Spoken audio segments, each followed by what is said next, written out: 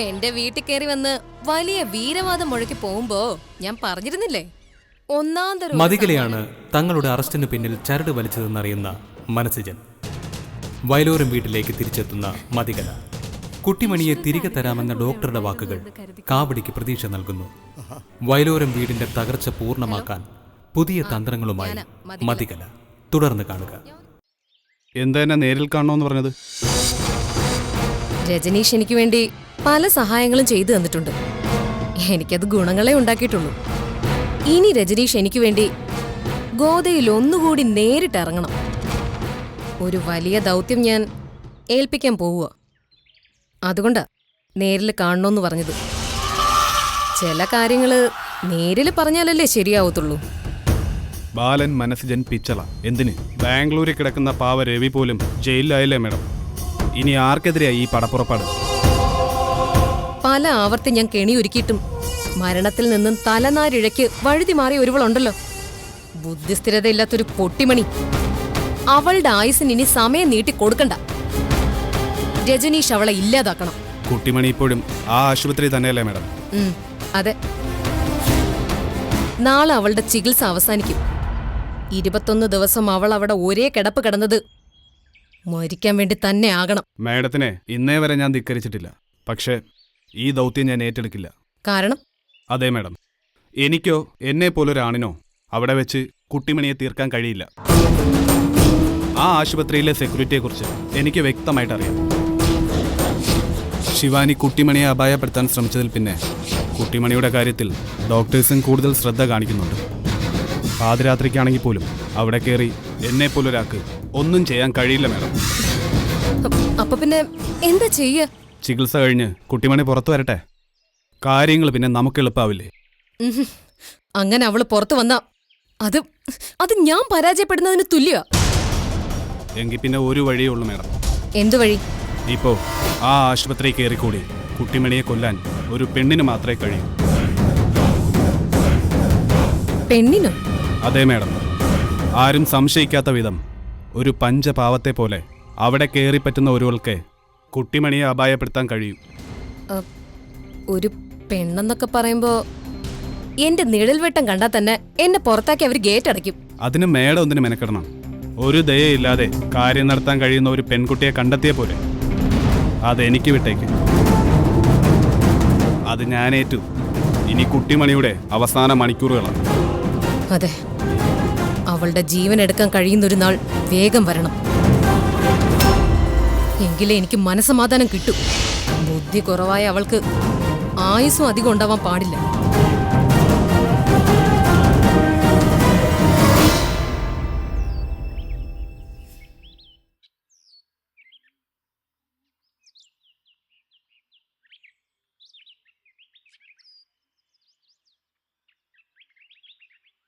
സുഭദ്രേ, വയ്യാകയൊക്കെ മാറി നമ്മുടെ കുട്ടിമണി നാളെ ഇങ്ങോട്ട് വരാൻ പോവില്ലേ? അതിൻ്റെ ഒരു സന്തോഷം കാണിക്കാതെ നീ എന്താ ഇവിടെ വന്ന് നിൽക്കുന്നേ? കുട്ടിമണി വരുന്നതിന്റെ സന്തോഷം കുറച്ചൊന്നുമല്ല ഉള്ളിലുള്ളത്. പക്ഷേ നല്ല സന്തോഷത്തിൽ കുട്ടിമണി കയറി വരുമ്പോ അവിടെ കണ്ണു തുറന്ന് എല്ലാവരെയും നോക്കുമ്പോ മനസ്സുജനും ബാലനും ഒന്നും ഉണ്ടായില്ലല്ലോ. അതെന്റെ കുട്ടിയുടെ മനസ്സിനെ നോവിക്കില്ലേ? ആ ഒരാശങ്ക എനിക്കുണ്ട് സുഭദ്രേ. ഇങ്ങനെയുള്ള ഗതികേട് വരുത്തി വെച്ച ആള് ഇവിടെ കിടന്ന് വിലസുകയും ചെയ്യുന്നു. അവളിവിടെ ഉണ്ടാകുമ്പോ കുട്ടിമണി വന്നാൽ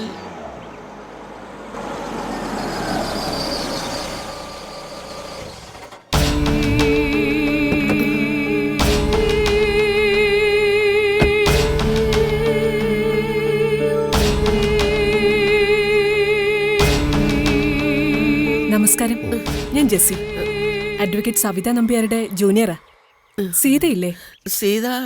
സീത ആശുപത്രിയിലാണ്. അയ്യോ, എന്തു പറ്റി? അതാണ് ഫോൺ വിളിച്ചിട്ട് കിട്ടാതിരുന്നല്ലേ? സീതയ്ക്കൊന്നും സംഭവിച്ചിട്ടില്ല. ഞങ്ങളുടെ കുട്ടിമണി ഇവിടെ അടുത്തൊരിടത്ത് ചികിത്സയില്ല. അവിടെയാ സീതയുള്ളത്. ഓ, ഓക്കെ. ഞങ്ങൾക്കും മനസ്സിലായില്ല.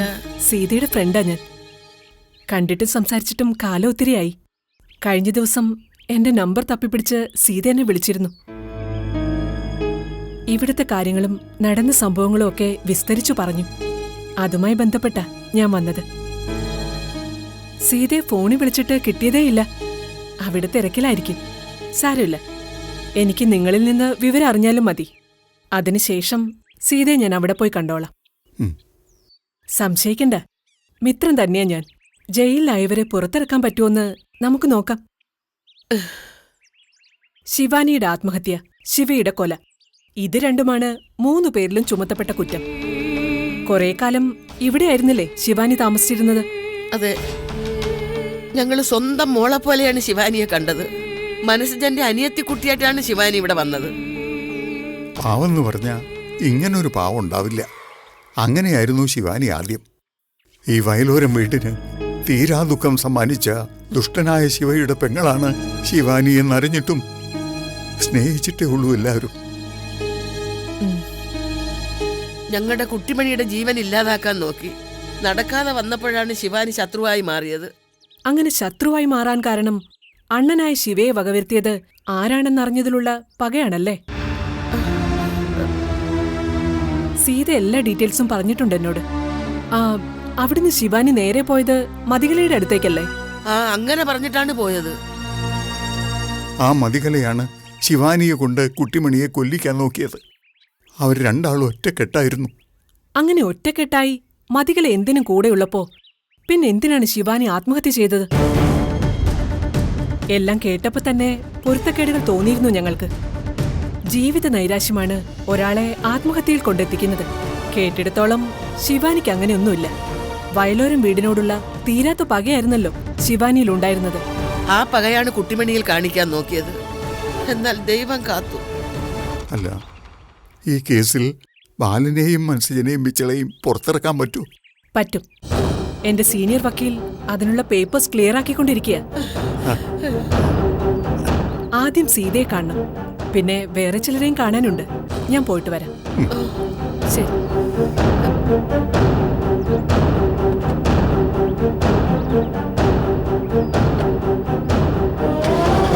എനിക്കൊന്നും അങ്ങോട്ട് മനസ്സിലാവുന്നില്ല. ബാലനെയും മനസ്സജനെയും ബിച്ചളെയും ജയിലിൽ നിന്നും പുറത്തിറക്കാൻ സീത ഏർപ്പാടാക്കിയ വക്കീലായത്. ഈശ്വര, അതൊന്ന് വേഗം നടന്നാൽ മതിയായിരുന്നു. ഈശ്വരന്മാരെ, നന്മയുള്ളവർ വേറെയും ഈ മണ്ണിലുണ്ടെന്ന് മനസ്സിലാക്കി തന്നു.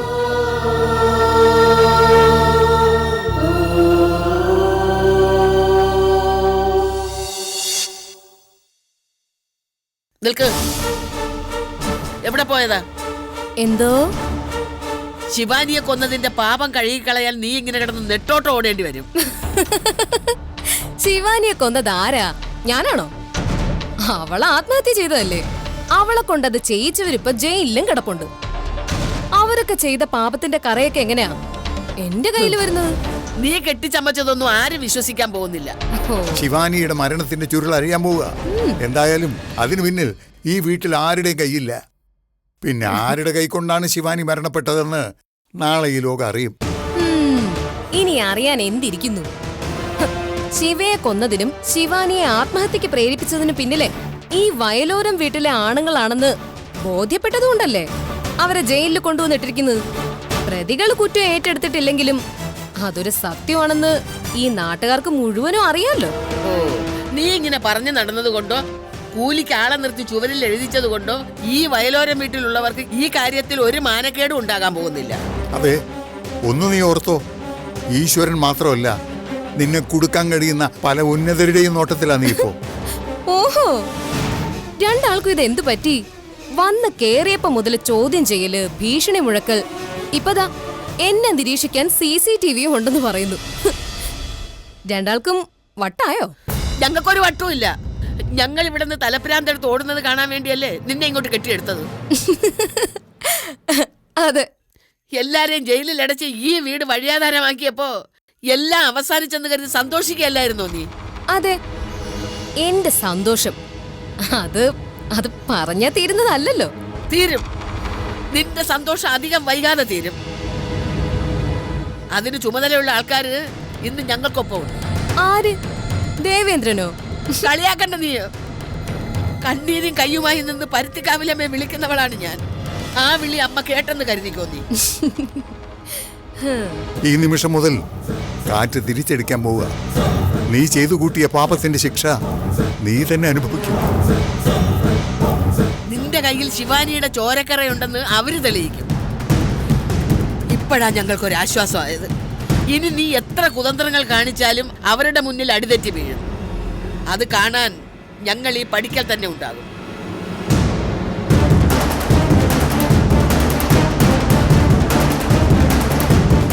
ഇവരുടെ മട്ടും ഭാവമൊക്കെ ആകെ മാറിയല്ലോ. എന്തു പറ്റി?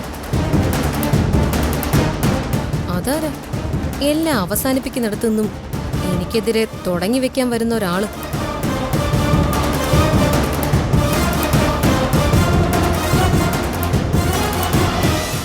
അയ്യപ്പൻകുട്ടി സാർ എന്നെ വിളിച്ചെല്ലാം പറഞ്ഞിരുന്നു. അപ്പോഴാണ് സംഗതിയുടെ ഡീറ്റെയിൽസ് ഞാൻ അറിയുന്നത്. വയലോരം വീട്ടിൽ പോയിട്ടാ ഞാൻ വരുന്നത്. അവർക്ക് നീതി കിട്ടണം. ഉം. അവരെയൊക്കെ വളരെ നേരത്തെ എനിക്കറിയാം. സവിതാ മാഡം സൂചിപ്പിച്ചിരുന്നു. അയ്യപ്പൻകുട്ടി സാറും സവിതാ മാഡവും ഒരു കേസിന്റെ കാര്യവുമായ പരിചയത്തിലായത്. അത് പിന്നെ നല്ലൊരു സുഹൃത്ത് ബന്ധമായി. അതിപ്പോ ഇങ്ങനെ ഇവിടം വരെ എത്തി. ശിവയുടെ കൊലയുടെ കാര്യകാരണങ്ങൾ എല്ലാം അറിയുന്നയാളാ അയ്യപ്പൻകുട്ടി സാറ്. ആ കേസിൽ മുമ്പൊരു അന്വേഷണം നടത്തിയിരുന്നു ഞാൻ. മനസ്സിജനെയും പിച്ചളയും അറസ്റ്റും ചെയ്തിരുന്നു. ആ കേസിലുണ്ടായ അറസ്റ്റ് അതെന്നെ ശരിക്കും ഞെട്ടിച്ചു കളഞ്ഞു. മതികലയുടെ സാക്ഷിമൊഴിയാ അവർ ബലമായി കൊടുത്തത്. ആ മൊഴി തന്നെ നമുക്ക് ആയുധമാക്കാം. അതെങ്ങനെ? മതികല ഭ്രാന്തില്ലാത്ത ഭ്രാന്തിയാണ്. അതിനുള്ള സർട്ടിഫിക്കറ്റ് മതികല തന്നെ നേടിയെടുത്തിട്ടുണ്ട്. മെന്റൽ പേഷ്യന്റായ ഒരാളുടെ മൊഴിക്ക് എന്ത് സാധ്യതയുള്ളത്? അതിലാവണം നമ്മൾ ഫോക്കസ് ചെയ്യേണ്ടത്. അത് നല്ലൊരു പോയിന്റാ. ഇത്തരം കാര്യങ്ങൾ അറിയാനാ സവിതാ മാഡം എന്നെ അയച്ചത്. ശിവ കേസിൽ ഒരറസ്റ്റും ശിക്ഷയും ഉണ്ടായാൽ അത് വ്യക്തിപരമായി എനിക്ക് ക്ഷീണമാണ്. എനിക്ക് മാത്രമല്ല, അയ്യപ്പൻകുട്ടി സാറിനും. ഞാൻ അന്വേഷിച്ചിട്ട് ഒന്നും ആയില്ലെന്ന് വരും. അല്ലെങ്കിൽ ഞാൻ പക്ഷപാതപരമായി കളിച്ചെന്ന് വരും. അതുകൊണ്ട് ഈ കേസിൽ ശിക്ഷ ഉണ്ടാകാതിരിക്കേണ്ടത് എന്റെ പ്രസ്റ്റീജ് വിഷയം കൂടിയാണ്. അതൊക്കെ കൊണ്ടുകൂടിയാ അയ്യപ്പൻകുട്ടി സാറും ഈ കേസിൽ ഇനീഷ്യേറ്റീവ് എടുത്തത്. ഇതൊരു ഫാബ്രിക്കേറ്റഡ് കേസാണെന്ന് തെളിയിക്കപ്പെടണം. അതിനു വേണ്ടുന്ന എല്ലാ സപ്പോർട്ടും എന്റെ ഭാഗത്തുനിന്നുണ്ടാവും. അത് മതി. പിന്നെ ശിവാനിയുടെ സൂയിസൈഡ്, അതിലും സംശയിക്കപ്പെടാൻ ഒരുപാടുണ്ട്. അതും എനിക്കറിയാം. ഈ ശിവാനി ഒരിക്കൽ വിനായകൻ എന്നൊരുത്തൻ തട്ടിക്കൊണ്ടുപോയിരുന്നു. അന്ന് രക്ഷയ്ക്കായി എത്തിയത് അയ്യപ്പൻകുട്ടി സാറാ. അപ്പോൾ ശിവാനി അയ്യപ്പൻകുട്ടി സാറ് ശരിക്കു തന്നെ മനസ്സിലാക്കിയിരുന്നു. അയ്യപ്പൻകുട്ടി സാറ് പറയുന്നത് അങ്ങനെ തന്നെയാ. ശിവാനി സൂയിസൈഡ് ചെയ്യാൻ ഒരു സാധ്യതയില്ലെന്ന്. വയലോരം വീട്ടുകാരോട് സംസാരിച്ചപ്പോ എനിക്ക് തോന്നിയതും അത് തന്നെയാ. എല്ലാം കൂടി കൂട്ടി വായിക്കുമ്പോ ചിത്രം വ്യക്തമാവുന്നുണ്ട്. മതികല തന്നെയാ ഇതിന്റെ പിന്നിലെ ബ്രെയിൻ. അത് പകൽ പോലെ വ്യക്തമാണല്ലോ. പക്ഷെ തെളിയിക്കണം. അതെ മാഡം. അയ്യപ്പൻകുട്ടി സാറിന് ഇവിടുന്ന് പണിഷ്മെന്റ് ട്രാൻസ്ഫർ നൽകിയത് ഈ ഒരു കളിക്ക് വേണ്ടിയാ. മതികലയുടെ കാശുകാരനായ ഡാഡിയാ ഈ കരികൾ നീക്കിയത്. ജനാധിപത്യമാണ് ഇവിടെ നടക്കുന്നതെന്ന് വിളിച്ചു പറയുന്നെങ്കിലും പണാധിപത്യമാണ് ഇവിടെ നടന്നുകൊണ്ടിരിക്കുന്നത്, അന്നും ഇന്നും.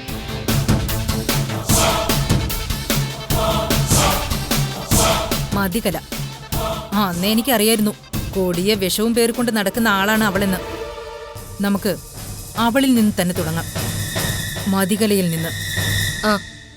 എന്തായി കാര്യങ്ങള്? സമയം അത് വളരെ കുറച്ചേ നമ്മുടെ മുമ്പിലുള്ളൂ. ഓക്കെ, അത് ഓർമ്മയുണ്ടായിരുന്നാ മതി. ശരി. മതികലയ്ക്ക് ഓർമ്മയുണ്ടോ എന്നെ? അതെന്താ മുംതാസ് മാഡം അങ്ങനെ ചോദിച്ചത്? മുംതാസ് മാഡത്തിന് മറക്കാൻ പറ്റൂ എനിക്ക്? അല്ല, ഈയിടയ്ക്ക് ഭ്രാന്ത് വന്നിരുന്നല്ലോ. അങ്ങനെ വല്ല മറവിയും വന്നോന്ന് അറിയില്ലല്ലോ എനിക്ക്. അതുകൊണ്ട് ചോദിച്ചതാ. അത് ഭ്രാന്ത് ഉണ്ടായിരുന്നു, അതെല്ലാം മാറി. ഓർമ്മയ്ക്കും ബുദ്ധിക്കും ഒരു കോട്ടവും തട്ടിയിട്ടില്ല. അല്ലെങ്കിലും ബുദ്ധിയുടെ കാര്യത്തിൽ മതികല പണ്ടേ കേമിയായിരുന്നല്ലോ. ആ, ഇത് അഡ്വക്കേറ്റ് ജെസ്സി, എന്റെ അയ്യപ്പൻകുട്ടി സാറിന്റെയും വേണ്ടപ്പെട്ട ഒരാളാ.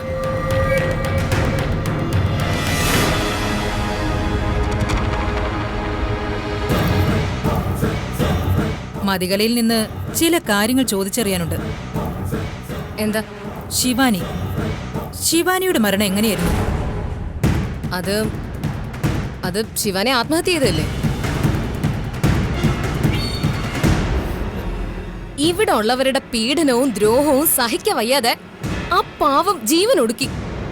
ശിവാനിയുടെ ചലനമറ്റ ശരീരത്തിനരികിൽ നിന്നും ആത്മഹത്യാക്കുറിപ്പ് കണ്ടെത്തിയിരുന്നു പോലീസ്. അതിലുണ്ടായിരുന്നു എല്ലാം. മരണത്തിന് ഉത്തരവാദികൾ ഇവിടെ ഉള്ളവരാണെന്ന് നല്ല വ്യക്തമായിട്ട് എഴുതി വെച്ചിട്ടാ ശിവാനി മരിച്ചത്. കത്ത്. അതവിടെ നിൽക്കട്ടെ. ഈ ശിവാനിയെ മതികല നേരിട്ട് കണ്ടിട്ടുണ്ടോ? ആ, ഇല്ല. ഒരിക്കലും കണ്ടിട്ടേ ഇല്ല. ആ, കണ്ടതായിട്ട് ഞാൻ ഓർക്കുന്നില്ല. ശിവാനി ഇവിടെയായിരുന്നല്ലോ താമസം. ഇവിടെ തന്നെയായിരുന്നു താമസം. പക്ഷേ അവസാന സമയത്ത് മതികലയുടെ കൂടെയായിരുന്നില്ലേ ശിവാനി? അയ്യോ, എന്റെ കൂടെയോ? ഏയ്, എന്റെ അടുത്ത് വന്നിട്ട് പോലുമില്ല. നുണയാണ്. അന്ന് കുട്ടിമണിയെ ചികിത്സിക്കുന്ന മുറിയിൽ കയറാൻ നോക്കി. എല്ലാരും കൂടെ പിടിച്ചപ്പോ ശിവാനി അവിടെ നിന്ന് നേരെ പോയത് ഇവളുടെ അടുത്തേക്കാണ്. നിങ്ങൾ കണ്ടോ? വേണ്ട, അവരോട് വേണ്ട, പോരെ. ഇങ്ങോട്ട് പറഞ്ഞാ മതി എന്തുണ്ടെങ്കിലും. ശിവയുടെയും ശിവാനിയുടെയും മരണവുമായി ബന്ധപ്പെട്ട് ഇവിടെ ഉണ്ടായ അറസ്റ്റിന്റെ എല്ലാ വിവരങ്ങളും മനസ്സിലാക്കിയിട്ട് തന്നെയാ ഞങ്ങൾ വന്നിരിക്കുന്നത്. ഇങ്ങനെയൊരു വൃത്തികെട്ട കളിക്ക് വേണ്ടിയല്ലേ ആദ്യം CI അയ്യപ്പൻകുട്ടി സാറിനെ സ്ഥലം മാറ്റിയത്? സ്ഥലം മാറ്റിച്ചെന്നോ? അയ്യപ്പൻകുട്ടി സാറിനെ പോലെയുള്ള മഹാന്മാരെയൊക്കെ സ്ഥലം മാറ്റിക്കാനൊക്കെ ഞാൻ ആരാ? ഇവൾക്ക് ഇപ്പൊ ഒരു പുതിയ അവകാശി വന്നിട്ടുണ്ട്, ഡാഡി. അച്ഛനാണെന്നാ പറയുന്നത്. പറയുന്നതല്ല, അച്ഛൻ തന്നെ. അയാളാ ഇപ്പൊ ഇവക്ക് വേണ്ടി എല്ലാം ചെയ്തു കൊടുക്കുന്നത്. ഈ ഡാഡിയുടെ പാസ്റ്റും പ്രസന്റും ഒക്കെ തപ്പിയെടുക്കാൻ ഏർപ്പാടാക്കിയിട്ടുണ്ട് അയ്യപ്പൻകുട്ടി സാറ്. അതിങ്ങ് വരട്ടെ. മതികലയുടെ അടുത്തേക്കാണ് പോകുന്നതെന്നും എല്ലാറ്റിനും മതികല കൂടെയുണ്ടെന്നും പറഞ്ഞിട്ടാണല്ലോ ശിവാനി അന്ന് അവിടുന്ന് ഇറങ്ങിപ്പോയത്. അതെ, അത് തന്നെയാണ് ഉണ്ടായത്. ഇതൊക്കെ പറഞ്ഞുണ്ടാക്കുന്നതല്ലേ?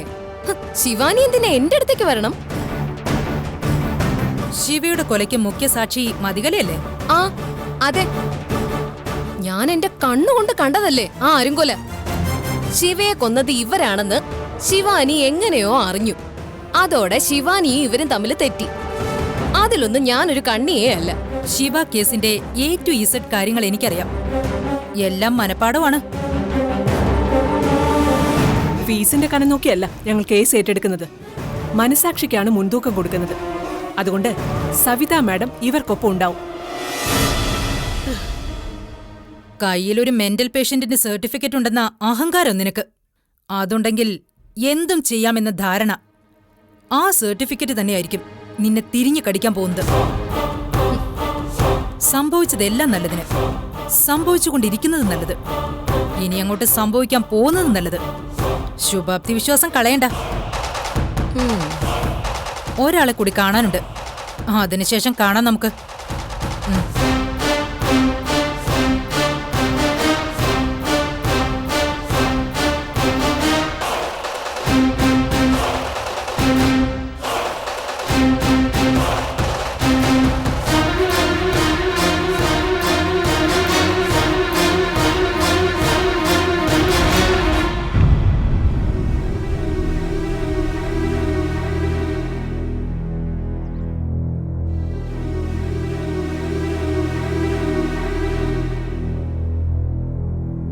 ആഹാ, ഇവിടെ വന്നിരിക്കുകയാണോ?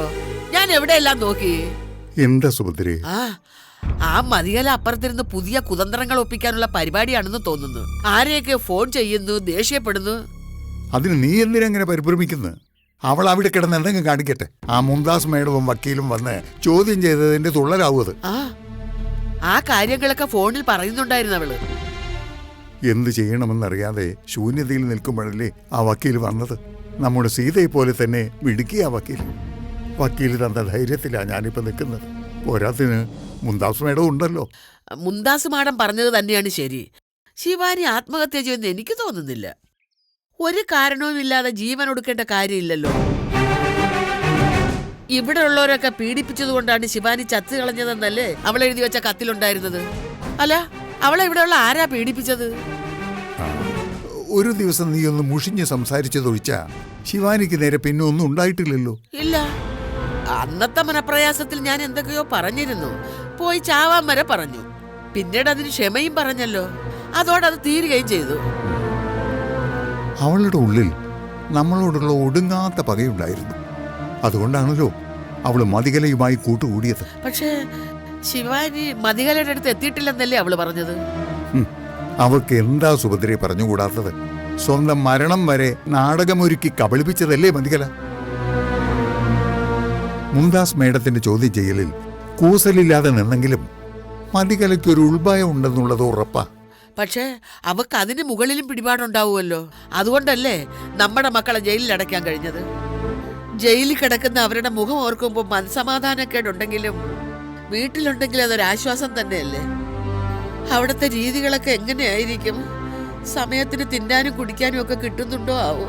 എന്റെ സുഭദ്രേ, ജയിലിപ്പോ പഴയതുപോലെയൊന്നുമല്ല. അടിയും തൊഴിയും ഒന്നും ഉണ്ടാവില്ല.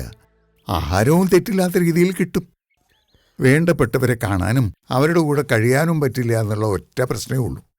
അതല്ലേ ഏറ്റവും വലിയ ദണ്ഡം. ഓ, ആ മൂദേവി നിന്ന നിൽപ്പങ്ങ് ഇല്ലാതായി. അവളില്ലാതാവും സുഭദ്രേ. അതിന്റെ സൂചനയായിട്ടാണ് ജെസി വക്കീലും മുന്താസ് മേഡവും വന്നത്. ശിവാനിയുടെ മരണത്തിൽ ഇവിടെയുള്ള ആർക്കും കൈയില്ലാന്ന് തെളിയും. അത് തെളിഞ്ഞാൽ ആ നാടകം കളിച്ച മതികളെയാവും അകത്താവുക. നമ്മുടെ മക്കൾ പുറത്തു വരികയും ചെയ്യും. വക്കീൽ ഇതുപോലുള്ള ഒരുപാട് കേസുകളിൽ ഇടപെട്ടിട്ടുണ്ടെന്നല്ലേ പറഞ്ഞ്?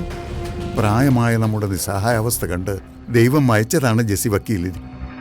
എനിക്ക് ഒന്ന് മുരുകൻകോവിലിൽ പോയി പ്രാർത്ഥിക്കണം. നമ്മളോട് ചേർന്ന് നിൽക്കുന്നവരുടെ ആയുസ്സിനു വേണ്ടിയും തെറ്റുകൾ മാത്രം ചെയ്യുന്ന മതികലയുടെ ആയുസ് ഒടുങ്ങാനും വേണ്ടി മനസ്സൊരുക്കി പ്രാർത്ഥിക്കണം. ആദ്യമായിട്ടാ ഒരാളുടെ നാശത്തിന് വേണ്ടി പ്രാർത്ഥിക്കുന്നത്. വേറെ വഴിയില്ല. മുരുക,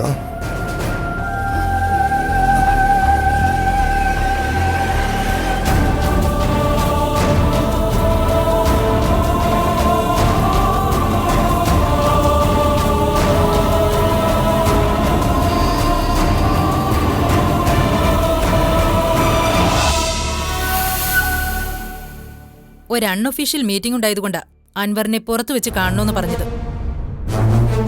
ഇത് advocate Jessy Kurian, criminal lawyer Sabitha നമ്പ്യാരുടെ ജൂനിയറാ. Hello, I am Anwar, sub inspector Anwar. കേട്ടിട്ടുണ്ട്. പാറശാലയിലായിരിക്കുമ്പോ അൻവർ തോക്കെടുത്ത് വിലസിയതൊക്കെ വലിയ വാർത്തയായതല്ലേ? അൻവറിനെ കാണണമെന്ന് പറഞ്ഞത് എന്തിനാണെന്ന് മനസ്സിലായി കാണുമല്ലോ. ഇല്ല മാഡം, മാഡത്തിന്റെ മനസ്സിലിരിക്കുന്നത് ഞാനെങ്ങനെ അറിയാനാ? മനസ്സിലായിട്ടും അറിഞ്ഞില്ലെന്ന് നടിക്കുകയാണോ? അയ്യോ ഇല്ല മാഡം, എനിക്ക് ശരിക്കും മനസ്സിലായിട്ടില്ല. ശിവാനി കേസിൽ വയലോരം വീട്ടിലെ ബാലൻ, മനസ്സിജൻ, പിച്ചള എന്നീ 3 പേരെയും പ്രതി ചേർത്ത് അറസ്റ്റ് ചെയ്തത് അൻവറായിരുന്നില്ലേ? അതെ മാഡം, ശിവാനിയുടെ മരണം ഒരു കൊലപാതകത്തിന് സമമായിരുന്നു. അവിടുന്ന് കിട്ടിയ ആത്മഹത്യക്കുറിപ്പിൽ ഈ പറയുന്ന 3 പേരെ കുറിച്ച് പറയുന്നുണ്ട്. അവരുടെ മരണത്തിന് ഉത്തരവാദികൾ ആരാണെന്ന് വ്യക്തമായി പറയുമ്പോൾ നമ്മൾ പോലീസുകാർക്ക് പ്രതികളിലേക്ക് എത്താൻ എളുപ്പമായില്ലേ മാഡം? FIR തയ്യാറാക്കിയതും അറസ്റ്റ് ചെയ്തതും ഞാൻ തന്നെയാണ് മാഡം. ഗുഡ്. അന്ന് ബോഡിയെക്കുറിച്ച് ആദ്യം ഇൻഫോം ചെയ്തതാരാ? ശിവാനിയുടെ ബോഡി അന്ന് ആദ്യം കണ്ടതാരാ അൻവർ? അത് ഒരാള് ഡയറക്റ്റ് ഇൻഫോം ചെയ്തതാ. ആര്? ആരോ ഒരാള്, വേറൊന്നും ചോദിച്ചില്ല. ഇൻഫർമേഷൻ അനുസരിച്ച് ഞാൻ അവിടെ എത്തി ബോഡി ഐഡന്റിഫൈ ചെയ്തു. ആരുടേതാണെന്ന് ഐഡന്റിഫൈ ചെയ്തത്? വേറെ ആരുടെയാ? ശിവാനിയുടെ. മരിച്ചത് ശിവാനിയാണെന്ന് അപ്പൊ തന്നെ ഐഡന്റിഫൈ ചെയ്യണമെങ്കിൽ അൻവറിന് അവരെ നേരത്തെ അറിയായിരുന്നോ? ശിവാനിയുമായി അൻവറിന് മുൻപരിചയം വല്ലതും ഉണ്ടായിരുന്നോ? ഇല്ല, പക്ഷേ ശിവാനി മിസ്സിംഗ് ആയിരുന്നു. ശിവാനിയുമായി അടുത്ത ബന്ധമുള്ളവർ വയലോരം വീട്ടുകാരായിരുന്നില്ലേ? അവരാരെങ്കിലും ബോഡി തിരിച്ചറിഞ്ഞോ? ഇല്ല. പിന്നെ ആരാണ് ബോഡി ശിവാനിയുടേതാണെന്ന് തിരിച്ചറിഞ്ഞത്? അത് മതികല മാഡം. മതികലയ്ക്ക് എങ്ങനെ ശിവാനിയെ കൃത്യമായി തിരിച്ചറിയാൻ കഴിയും? അത് മതികല മേഡവും ശിവാനിയും തമ്മിൽ നല്ല അടുപ്പത്തിലായിരുന്നു. ശിവയെ കൊന്നത് വയലോരം വീട്ടിലുള്ളവരാണെന്ന് അറിഞ്ഞതോടെ ശിവാനി അവരുമായിട്ട് തെറ്റി. ആ പോക്കില ശിവാനി ആത്മഹത്യ ചെയ്തു. ഒന്ന് ചോദിച്ചോട്ടെ, മതികല മാഡം ഒന്ന് SI അവരെ വിളിക്കണമെങ്കിൽ ഇത്തരത്തിലുള്ള അൺഒഫീഷ്യൽ മീറ്റിംഗ് മതികലയുമായിട്ട് നടന്നിട്ടുണ്ടാവണം, അല്ലേ അൻവർ? ഏയ് ഇല്ല മാഡം. അൻവർ, ഈ പറഞ്ഞ ശിവ വധക്കേസ് ഞാൻ അന്വേഷിക്കുകയും മനസ്സിജനും പിച്ചളയും അന്ന് അറസ്റ്റിലാവുകയും ശേഷം അയ്യപ്പൻകുട്ടി സാറ് മുഖേന അവരുടെ നിരപരാധിത്വം എനിക്ക് ബോധ്യമാവുകയും ചെയ്തതാണ്. ഇപ്പോ അതേ കേസ് വീണ്ടും പൊക്കിക്കൊണ്ടുവന്നത് ആർക്ക് വേണ്ടിയാ? ആരെ തൃപ്തിപ്പെടുത്താൻ വേണ്ടിയാ ബാലനെ കൂടി പ്രതി ചേർത്ത് അൻവർ അവരെ അറസ്റ്റ് ചെയ്തിരിക്കുന്നത്? പ്രതികളെ കസ്റ്റഡിയിൽ എടുക്കേണ്ടത് എന്റെ ഡ്യൂട്ടിയല്ലേ മാഡം? യൂണിഫോം ഇട്ട് കഴിഞ്ഞാൽ പിന്നെ മുഖം നോക്കാതെ നടപടി എടുക്കുന്ന എന്റെ ശീലം. അതെനിക്കറിയാം. CI അയ്യപ്പൻകുട്ടി സാറിനെ ഇവിടുന്ന് സ്ഥലം മാറ്റാൻ ശ്രമിച്ചത് ആരാണോ അവര് തന്നെയാ അൻവറിനെ കൊണ്ട് ഈ നാടകം കളിപ്പിക്കുന്നത്, അല്ലേ? എനിക്കത് അറിയില്ല മാഡം. ഞാൻ എന്റെ ഡ്യൂട്ടി ചെയ്യുന്നു. മാഡം സംശയിക്കുന്നത് പോലെ എന്റെ മുന്നിലോ പിന്നിലോ ആരും തന്നെ ഇല്ല. പക്ഷെ അൻവർ, എനിക്കും മാഡത്തിന് പിന്നിൽ ചിലരുണ്ട്. ഒന്ന് CI അയ്യപ്പൻകുട്ടി സാർ, മറ്റൊരാൾ എന്റെ സീനിയർ അഡ്വക്കേറ്റ് സവിത നമ്പ്യാർ. അവര് സുഹൃത്തുക്കളാ അൻവർ. മുൻകൂട്ടി തയ്യാറാക്കിയ തിരക്കഥ പോലെ ചിലതൊക്കെ സംഭവിക്കുമ്പോ അതിലുള്ള സത്യവും യാഥാർത്ഥ്യവും ഒക്കെ ഒന്ന് അറിയണ്ടേ?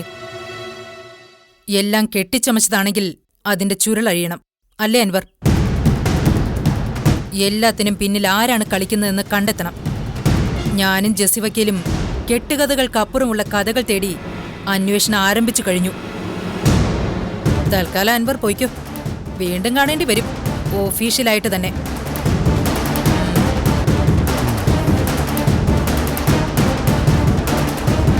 ജെസ്സിക്ക് എന്ത് തോന്നുന്നു? ഈ SI അൻവർ ആരുടെയോ ചട്ടുകമാണെന്ന് മനസ്സിലായി. അയ്യപ്പൻകുട്ടി സാറ് പറഞ്ഞിടത്തേക്ക് തന്നെയാ കാര്യങ്ങൾ നീങ്ങുന്നത്. മതികല. ഹലോ, ഞാനാ മാഡം, SI അൻവർ. ഇതെന്താ അൻവർ വേറൊരു നമ്പറിൽ നിന്നൊരു വിളി? അതിന് കാരണമുണ്ട് മാഡം. എന്റെ പേഴ്സണൽ നമ്പറിൽ നിന്ന് മാഡത്തിന് ഇപ്പോൾ വിളി വന്നാൽ അത് കൂടുതൽ കുഴപ്പങ്ങളുണ്ടാക്കും. എന്തു കുഴപ്പം? ഒരു സേഫ് സൈഡിലൂടെ പോകുന്നതല്ലേ എപ്പോഴും നല്ലത്. ആരെയോ പേടിക്കുന്നത് പോലെയാണല്ലോ അൻവറിന്റെ സംസാരം. Yes madam. ഒരല്പം മുമ്പ് CI മുംതാസ് മാഡവുമായി ഒരു അൺഒഫീഷ്യൽ മീറ്റിംഗ് ഉണ്ടായിരുന്നു. ഓ, ഞാനത് പ്രതീക്ഷിച്ചിരുന്നതാ. അവർക്കൊപ്പം ജെസ്സി വക്കീലും ഉണ്ടായിരുന്നോ? ഉണ്ടായിരുന്നു. അവർക്കറിയേണ്ടിയിരുന്നത് ശിവാനിയെക്കുറിച്ചായിരുന്നു. ശിവാനിക്ക് എന്ത് സംഭവിച്ചു, കേസിന്റെ FIR ഡീറ്റെയിൽസ്, തലങ്ങും വിലങ്ങും നിന്ന് പലതും അവരറിയാൻ ശ്രമിച്ചു. ശിവാനിയെ കുറിച്ച് ഇനി എന്തറിയാനാ? ആ അധ്യായം അന്നേ അടഞ്ഞതല്ലേ അൻവർ? അങ്ങനെ ലാഘവത്തോടെ തള്ളിക്കളയാൻ പറ്റില്ല ഇത്. അഡ്വക്കേറ്റ് ജെസ്സിയുടെ സീനിയർ സവിത നമ്പ്യാർ, ആള് ജഗജില്ലിയ. CI മുംതാസ് ആണെങ്കിൽ കൃത്യനിർവഹണത്തിൽ ഒരു തരി പോലും മായം ചേർക്കാത്ത ഉദ്യോഗസ്ഥയും. ശിവാനിയുടെ മരണത്തിൽ ദുരൂഹതയുണ്ടെന്ന് CI ഉറച്ചു വിശ്വസിക്കുന്നുണ്ട് മാഡം. ഈ കേസിന്റെ പേരിൽ എന്നെ അവരിനി ഫോളോ ചെയ്യും. ഒരു പുനരന്വേഷണത്തിന് ഇറങ്ങി തിരിച്ചാൽ അത് എനിക്കും മാഡത്തിനും അപകടമാണ്. ആർക്കും ഒന്നും സംഭവിക്കത്തില്ല. ഈ പറഞ്ഞ രണ്ടാളും ആദ്യം വന്നത് എന്റെ അടുത്തേക്കായിരുന്നു. ഏത് ശിവാനി, എന്ത് ശിവാനി എന്നൊക്കെ പറഞ്ഞ് പൊട്ടം കളിപ്പിച്ച് വിട്ടിട്ടുണ്ട് ഞാൻ. മാഡത്തിന്റെ പൊട്ടംകളിയൊന്നും അധികം നടക്കുമെന്ന് എനിക്ക് തോന്നുന്നില്ല മാഡം. അവരുടെ ഈ വരവിന് പിന്നിൽ മറഞ്ഞിരിക്കുന്ന ഒരു മാസ്റ്റർ ബ്രെയിൻ ഉണ്ട്, CI അയ്യപ്പൻകുട്ടി. അങ്ങേരെ ഇവിടുന്ന് ട്രാൻസ്ഫർ ആക്കിയതല്ലേ? ഏത് ഉടുമ്പൻചോലെ കൊണ്ടിട്ടാലും വയലോരം വീടിനോട് അയാളൊരു പ്രത്യേക കൂറ് കാണിക്കുമല്ലോ. നമ്മളൊന്ന് സൂക്ഷിക്കുന്നത് നല്ലതാ. അയ്യേ, അൻവർ ഒരു SI അല്ലേ? അത് തന്നെ എന്റെ പ്രശ്നം. എന്റെ പണി തെറിച്ചാ പിന്നെ ഞാൻ ഈ SI തൊപ്പി ഇല്ലെങ്കിൽ ഞാനില്ല. SI അൻവർ തന്നെ ആണോ ഈ സംസാരിക്കുന്നത്? എനിക്ക് നല്ല പേടിയുണ്ട്. എവിടെയെങ്കിലും ഒരു പഴുത് തുറന്നു കിട്ടിയാ അവർക്കെന്റെ തൊപ്പി തെറിപ്പിക്കാൻ പറ്റും. അൻവർ, CI അയ്യപ്പൻകുട്ടിക്ക് വേണ്ടിയാണ് അവർ പണിയെടുക്കുന്നതെങ്കിൽ ഈ കേസിൽ വെറും കൈയോടെ അവർക്ക് മടങ്ങേണ്ടി വരും. അതിനെ പറ്റിയൊരു വജ്രായുധം എന്റെ കയ്യിലുണ്ട്. ഞാനൊരു മെന്റൽ പേഷ്യന്റ് ആണെന്നുള്ള മെഡിക്കൽ സർട്ടിഫിക്കറ്റ്.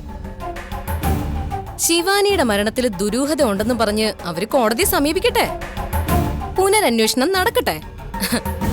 ഈ വീട്ടിലെ ആണുങ്ങളെ രക്ഷിച്ച് എന്നെ തളയ്ക്കാനാണ് അവര് ശ്രമിക്കുന്നതെങ്കിൽ തെറിക്കാൻ പോകുന്നത് CI മുംതാസിന്റെ തൊപ്പിയായിരിക്കും.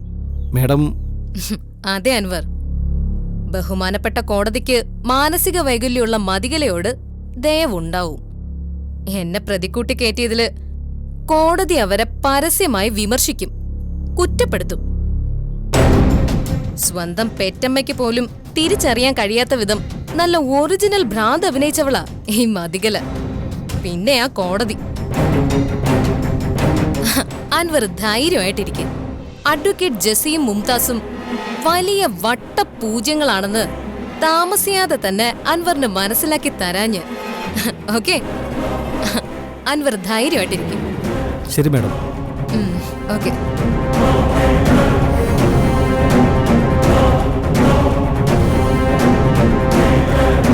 ഒരറ്റത്ത് CI മുംതാസും അഡ്വക്കേറ്റ് ജെസ്സി, മറ്റേ അറ്റത്ത് CI അയ്യപ്പൻകുട്ടിയും. ഒന്ന് നിന്നേ. ഓ, എന്താ സുഭദ്ര ഇത്? ഒരു കാര്യത്തിന് ഇറങ്ങുമ്പോ പുറകുന്ന് വിളിക്കാൻ പാടില്ല എന്നറിയില്ലേ? ഈ ഫോൺ തരാനാ വിളിച്ചത്. ഇതേതാ ഫോണ്? സീതയുടെ ഫോണാ. ഇതിവിടെ വെച്ചിട്ടാ സീത കുട്ടിമണിയുടെ അടുത്തേക്ക് പോയത്. ഇവിടെ സീത ഇല്ലാതെ ഒന്നും നടക്കത്തില്ല. കുഞ്ഞുങ്ങൾ ഒരു വശത്ത്, പണികൾ വേറൊരു വശത്ത്. നിങ്ങൾ അവിടെ നിന്നിട്ട് സീതയെ വേഗം ഇങ്ങോട്ട് അയക്കും. ആ, സീത എങ്ങോട്ട് അയക്കാനാണല്ലോ ഞാൻ അങ്ങോട്ട് പോകുന്നത്. എന്താ ഇങ്ങനെ നോക്കുന്നത്? ഫോൺ എടുക്ക്. ഹലോ. ഞാനാ സീത. ആ മോളെ, ഞാൻ അങ്ങോട്ട് വരിക. ആ, മോളുടെ ഫോൺ എന്റെ കയ്യിലാണല്ലോ. പിന്നെ ഇതെങ്ങനെയാ വിളിക്കുന്നത്? കൃഷ്ണ ഡോക്ടറുടെ ഫോണിന്നാ. കുട്ടിമണിക്ക് എന്താ മോളെ? കുട്ടിമണിക്ക് ഒന്നുമില്ല അപ്പച്ചേപ്പാ. കുട്ടിമണിയുടെ ചികിത്സ കഴിഞ്ഞ് നാളെ വീട്ടിലേക്ക് കൊണ്ടുപോകാന്നല്ലേ പറഞ്ഞിരുന്നത്? അതെ, അതിന്റെ സന്തോഷത്തിലല്ലേ എല്ലാവരും. അത് പിന്നെ ചികിത്സ നാളെ കഴിയും. പക്ഷേ 2-3 ദിവസം കഴിഞ്ഞേ കുട്ടിമണിയെ ഇവിടുന്ന് കൊണ്ടുപോകാൻ പറ്റൂ. അപ്പച്ചിയമ്മയോടും പറഞ്ഞേക്ക്. അപ്പച്ചി പിന്നെ ഇങ്ങോട്ട് വാ. ശരി മോളെ. സീതയാ വിളിച്ചത്. കുട്ടിമണി വരാൻ ഇനി 2-3 ദിവസം പിടിക്കുന്നു. എന്റെ ഈശ്വര, പെട്ടെന്ന് എന്ത് പറ്റി? ഒന്നും പറ്റിയിട്ടൊന്നുമില്ല. ചികിത്സ കഴിഞ്ഞാലും അവിടെ കുറച്ച് ദിവസം കിടക്കാൻ ഡോക്ടർ പറഞ്ഞെന്ന്. എന്തിനായിരിക്കും? ഒരു കണക്കിന് നോക്കിയാ അത് തന്നെയല്ലേ നല്ലത്. ഇവിടെ ഇപ്പൊ എല്ലാത്തിനും ശകുനം മുടക്കാൻ മുഖാമുഖമായി മതികലി ഉണ്ടല്ലോ. അതൊരു വിനയായി തീരും. എന്നാലും ആശുപത്രിയിലെ കിടപ്പ് തീർന്ന് എന്റെ കുട്ടി ഒന്ന് വേഗം വരണമെന്ന് തന്നെയാണ് മനസ്സ് പറയുന്നത്. എല്ലാവരുടെയും ഉള്ളിലുള്ളത് അത് തന്നെയാ. ഇപ്പൊ ഇങ്ങനെയൊക്കെ തീരുമാനം വന്നത് നല്ലതിന് ആശുപത്രി. ആ, ഞാൻ പോയിട്ട് വരാം.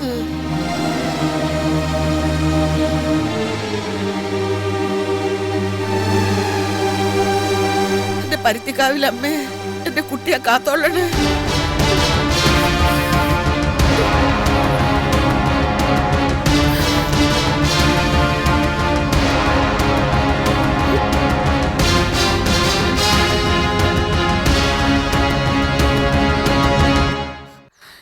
ഈശ്വരൻ നമ്മുടെ പ്രാർത്ഥന കേട്ടോ അപ്പച്ചിയമ്മേ.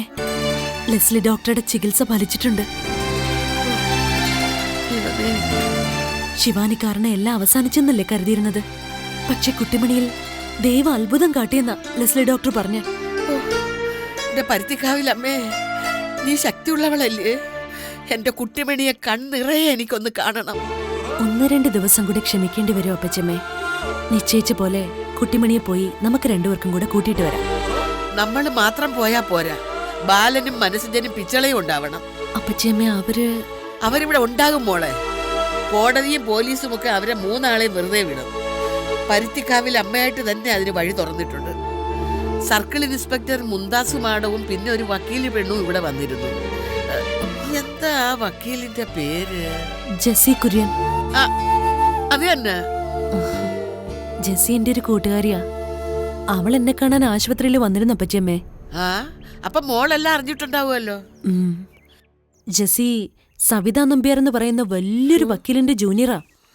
മുമ്പ് ഇവിടുന്ന CI അയ്യപ്പൻകുട്ടി സാറും ഈ പറഞ്ഞ സവിതാ നമ്പ്യാരും വലിയ പരിചയക്കാരായിരുന്നു. ഇവിടെ നടന്നതെല്ലാം അയ്യപ്പൻകുട്ടി സാർ അറിഞ്ഞു. സിജനോട് പ്രത്യേക സ്നേഹമുള്ള ആളായിരുന്നല്ലോ അയ്യപ്പൻകുട്ടി സാറ്. സിജനോട് മാത്രോ? ഇവിടുള്ള എല്ലാരോടും അദ്ദേഹം സ്നേഹവും മമതയും കാണിച്ചിട്ടുണ്ടല്ലോ. കാക്കിക്കുള്ളിൽ ഒരു മനുഷ്യൻ ഉണ്ടായിരുന്നെങ്കിൽ അത് അയ്യപ്പൻകുട്ടി സാർ തന്നെയാണ്. അതെ അപ്പച്ചമ്മേ, അയ്യപ്പൻകുട്ടി സാർ ഇടപെട്ടതുകൊണ്ടാ CIയും ജെസ്സി വക്കീലും ഇവിടേക്ക് വന്നത്. വരിക മാത്രോ? മതികലെ പിടിച്ചിറക്കി തലങ്ങും വിലങ്ങും ചോദ്യങ്ങളല്ലായിരുന്നോ? ആ പൂതനെ അടിമുടി ഒന്ന് പതറിയിട്ടുണ്ട്. എങ്കിലും അവൾ അവർക്ക് മുന്നിൽ കല്ലുപോലെ തന്നെയാണ് നിന്നത്. പക്ഷെ ഒന്നുറപ്പാ മോളെ, ശിവാനിയുടെ മരണത്തിൽ എന്തെങ്കിലും ദുരൂഹത ഉണ്ടെങ്കിൽ അവരത് തെളിയിച്ചിരിക്കും. ദുരൂഹതയുണ്ടപ്പച്ചമ്മേ. മതികലയുടെ ഉള്ളിലുള്ള പേടിയും പതർച്ചയൊന്നും അവള് പുറത്ത് കാണിക്കാതിരിക്കുന്നതാ. അതെ, അവരുടെ ഓരോ ചോദ്യത്തിനും അവളുടെ ഉള്ളു കലങ്ങുന്നത് ഞാൻ കണ്ടതാ. ശിവാനി സ്വയം ജീവൻ ഒടുക്കിയതല്ല, അവള് കൊന്നതാ. എന്നിട്ട് എന്റെ കുഞ്ഞുങ്ങളുടെ പേര് എഴുതി വച്ചിട്ട് അവളാ കുറ്റം ചാർത്തി അവരെ ജയിലിൽ കയറ്റിയത്. അവരിനിയും വരുമെന്ന് പറഞ്ഞിട്ടാ പോയത്. ഇനിയുള്ള ചോദ്യം ചെയ്യലൊന്നും ഇങ്ങനെ ആയിരിക്കില്ലല്ലോ. ചോര ഛർദിപ്പിച്ചിട്ടാണെങ്കിലും അവളെ കൊണ്ട് സത്യം പറയിപ്പിക്കണം. എല്ലാ സത്യവും പുറത്തു വരും. ശിവാനിയുടെ പേരിൽ ബാലേട്ടനും സിജനും പിച്ചളയും ഇപ്പൊ 14 ദിവസത്തെ റിമാൻഡിലാണെങ്കിൽ നാളെ ഇതേ കേസിന്റെ പേരിൽ ജാമ്യം പോലും കിട്ടാതെ ജീവപര്യന്തം ശിക്ഷയ്ക്കുള്ള വിധിയും വാങ്ങി അവള് തന്നെ അകത്ത് കിടക്കണം. അവള് മാത്രമല്ല, അവളുടെ വീപ്പക്കുറ്റി പോലുള്ള അമ്മയും ആ പുതിയ തന്തയും അങ്ങനെയുള്ള എല്ലാം ഇരുമ്പഴിക്കുള്ളിക്കാർ. എങ്കിലേ എന്റെ ശാരദയുടെ അച്യുതന്റെ ആത്മാവിന് ശാന്തി കിട്ടും. എന്നാ ഞാനിതൊക്കെ ഒന്ന് എടുത്തു വെക്കട്ടെ അപ്പച്ചമ്മേ.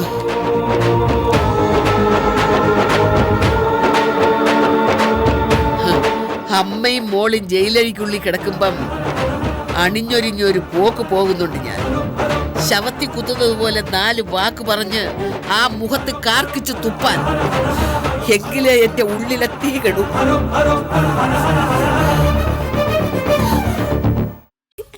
പ്രാവേ പ്രാവേ പോവരുതേ, വാവാ കൂട്ടിനാ കെട്ടാക്കാം. ചോറും കറിയും പോരെങ്കിൽ പാലും പഴവും ഞാൻ നൽകാം. ആ പാലും പഴമൊന്നും ഞാൻ തട്ടില്ല, എനിക്ക് വേണം മൊത്തം.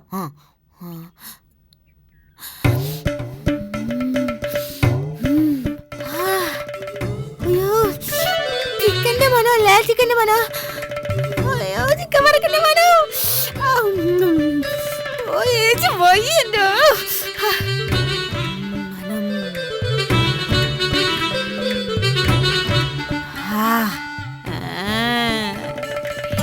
ചേച്ചിയുടെ അടുക്കലേ നാനപ്പ ചിക്കൻ്റെ പണല്ലേ. അയ്യോ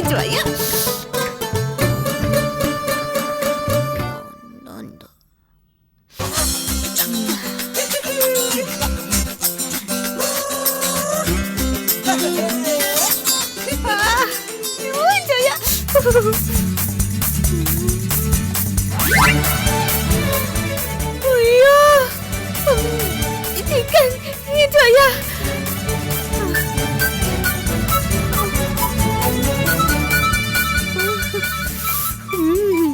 ചിക്ക ചിക്ക നിന്നെ ഞാനൊന്ന് എടുത്തോട്ടെ.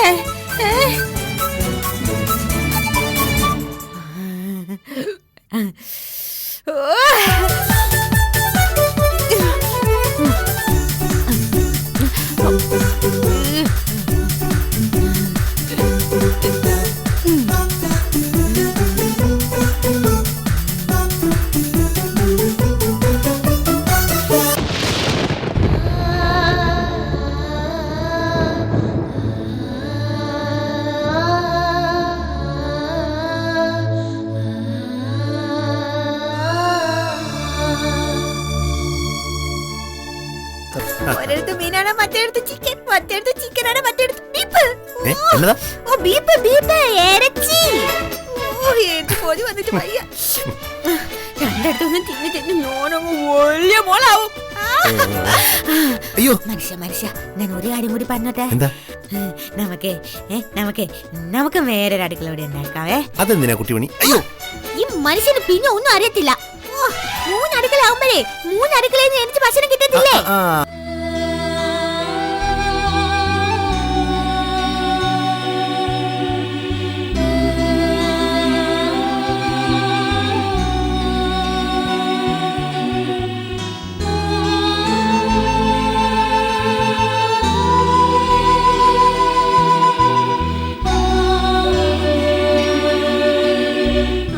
ബായ്.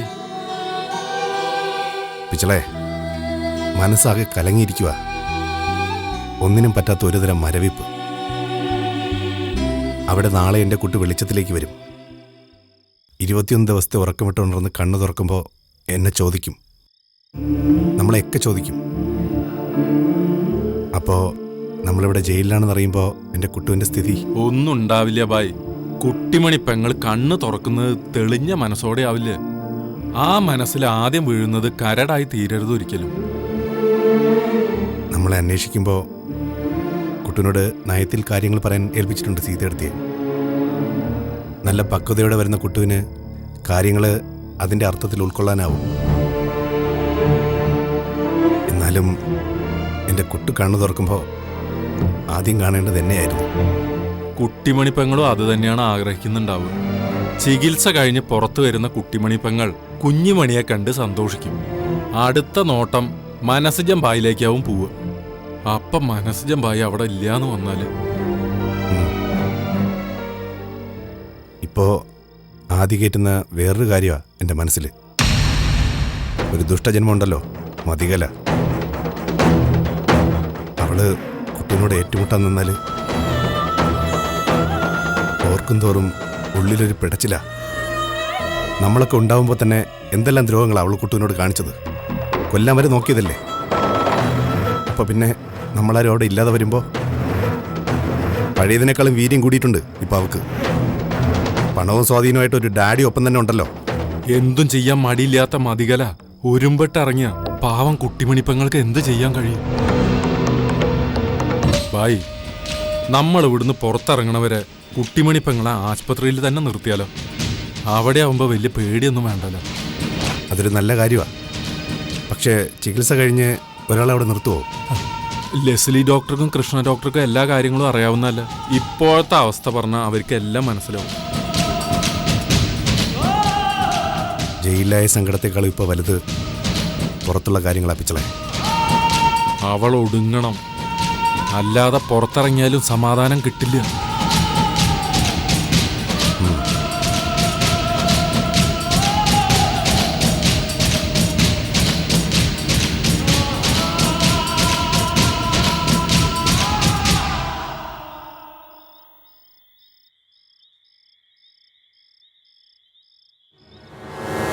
ആ രജനീഷ്, എന്തായി?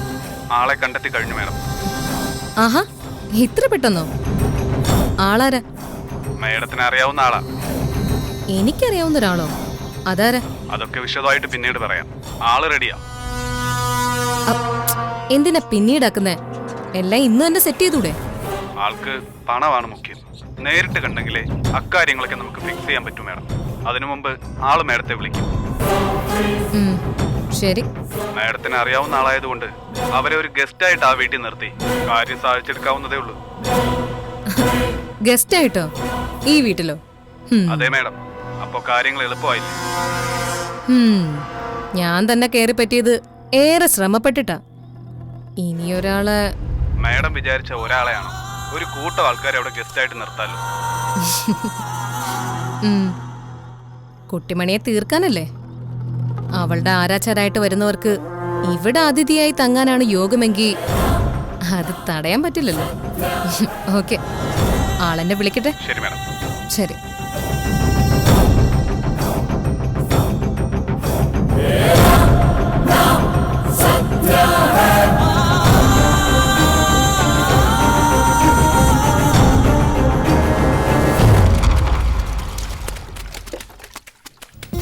എന്നെക്കുറിച്ച് ഓർത്തല്ല, കുട്ടുവിനെയും കുഞ്ഞുമണിയും വയലൂരും വീട്ടിലുള്ളവരെയും കുറിച്ച് ഓർക്കുമ്പോഴാണ് നെഞ്ചു പടയുന്നത്. അവിടെ അവരൊക്കെ എങ്ങനെയായിരിക്കും ഇപ്പോൾ? നമ്മൾ മൂന്നാളും ജയിലിലായതോടെ വയലോരം വീടിന്റെ താളം അപ്പാടെ തെറ്റി. അതുതന്നെയായിരുന്നല്ലോ അവളുടെ ലക്ഷ്യവും. എത്ര കൂർമ്മ ബുദ്ധിയോടെയാ മതിയിലെ കളിച്ചതെന്ന് നോക്കിയേ. ആദ്യം രവിയേട്ടനെയും തമ്പിസാറിനെയും ബാംഗ്ലൂരിൽ അറസ്റ്റിലാക്കി. ഇവിടെ ഒരു ആവശ്യം വന്നാൽ സഹായിക്കാനായി ഓടിയെത്തുന്നത് അവരാണല്ലോ. ആദ്യമേ തന്നെ ആ വഴി അടച്ചു. അതിനുശേഷം നമ്മക്ക് നേരെ തിരിഞ്ഞു. ആണുങ്ങൾ ആരുമില്ലാതെ പെണ്ണുങ്ങളും കുഞ്ഞുങ്ങളും ബുദ്ധിമുട്ടണം. അങ്ങനെ ഒരു ഗതിയില്ലാതെ വീട്ടിലുള്ളവർ നരകിക്കണം, കുടുംബം തകരണം. അതിനൊക്കെ വേണ്ടിയാണ് ഒരു ഡാഡിയെ കൂട്ടി വന്ന് അവൾ ഈ കരുക്കളൊക്കെ നീക്കുന്നത്. അസുര ജന്മാണത്. കലിയടങ്ങാത്ത മതികല ഇനി പകരം വീട്ടുന്നത് കുട്ടിമണി പെങ്ങളോടായിരിക്കും. അവൾ അത് പരസ്യമായി പറഞ്ഞതുമാണല്ലോ. അവൾ പറഞ്ഞതൊക്കെ ശരി തന്നെ അപ്പിച്ചളെ. പക്ഷേ അവിടെ കുട്ടുവിന് ചികിത്സ നടക്കുന്നിടത്ത് അവളുടെ ഒരു അഭ്യാസവും നടക്കില്ല. ആ ഇരുട്ടുമുറിയുടെ വാതിൽ തുറക്കാനങ്ങനെ നോക്കിയാ അലാറം മുഴങ്ങും. അന്ന് ശിവാനി ശ്രമിച്ചപ്പോൾ ഉണ്ടായതുപോലെ. എന്നാലും ഒരാൾക്കും പിടികിട്ടാത്ത ചുഴികൾ നിറഞ്ഞതാണ് മതികലയുടെ മനസ്സ്. സ്വന്തം അമ്മയ്ക്ക് പോലും മനസ്സിലാക്കാനായില്ല, പിന്നല്ല മറ്റുള്ളവരുടെ കാര്യം. ഒരാൾക്കും ഒരു ഉറുമ്പിന് പോലും ഗുണം ചെയ്യാത്ത ജന്മം. ഒരു പെണ്ണൊരുത്തി ഇങ്ങനെ കാണിക്കണമെങ്കിൽ അവള് പെണ്ണൊന്നും അല്ല ബായി, പിശാചാ പിശാജ്. ആ പിശാചിനെ അങ്ങോട്ട് തീർത്ത് കളഞ്ഞാലോ. അവളില്ലാതായാലേ നമുക്കും വയലോരം വീട്ടിനും സ്വസ്ഥത കിട്ടൂ. ഇല്ലെങ്കിലും നമ്മളിങ്ങനെ നിത്യം ഉരുകിക്കൊണ്ടിരിക്കണം. എല്ലാവർക്കും വേണ്ടി ഞാനത് ചെയ്യാം. അതെ മനസ്സജമ്പായി, അവളെ കൊന്നിട്ട് ശിക്ഷ അനുഭവിക്കുന്നതിന് ഒരു അന്തസ്സുണ്ട്, മനസ്സിന് സുഖവും കിട്ടും. ഒന്ന് നിലവിളിക്കാനും കൂടി കഴിയാത്ത അവസ്ഥയില് അവസാന തുള്ളി വെള്ളം കിട്ടാതെ ഒടുങ്ങണവള്. കൊല്ലും കൊലയും ഒന്നിനൊരു പരിഹാരമാവില്ല. നെറുകേടുകൊണ്ട് അമ്മാനവാടുക ആ മതികല. നമ്മളും അതേ രീതിയിൽ ഓരോന്നും ചെയ്താൽ അവളും നമ്മളും തമ്മിൽ പിന്നെന്താ വ്യത്യാസമുള്ളത്? ഒരാൾ മോശപ്പെട്ട വഴിയിലൂടെ പോയി മനസ്സാക്ഷിക്ക് നിരക്കാത്ത കാര്യങ്ങൾ ചെയ്തു എന്ന് വയ്ക്കുക. നമ്മളത് ബാധിക്കുകയും ചെയ്തു. ഉടനെ അതേ നാണയത്തിൽ തിരിച്ചടിക്കാൻ ദൈവത്തിന് നിരക്കാത്ത കാര്യങ്ങൾ ചെയ്യുകയല്ല വേണ്ടത് പിച്ചളെ. ഒന്ന് കാത്തിരുന്നാൽ അടിക്കാനുള്ള വടി നമ്മുടെ കയ്യിൽ തന്നെ എത്തും കൃത്യമായി. അപ്പോ കൃത്യം മർമ്മത്ത് തന്നെ അടിക്കണം. ബായ്, അങ്ങനെ സമയം കാത്തു നിൽക്കാൻ നോക്കിയ മർമ്മത്തടിക്കാനായിട്ട് ആരും ബാക്കി ഉണ്ടായിന്ന് വരില്ല. വേണ്ടപ്പെട്ടവരെ ഓർത്തോർത്ത് നമ്മളിവിടെ ഉരുകി തീരും. അവിടെ അതുകൊണ്ടാണ് ഞാൻ പറഞ്ഞത് ആ പിശാചിനെ തീർത്ത് കളയാം.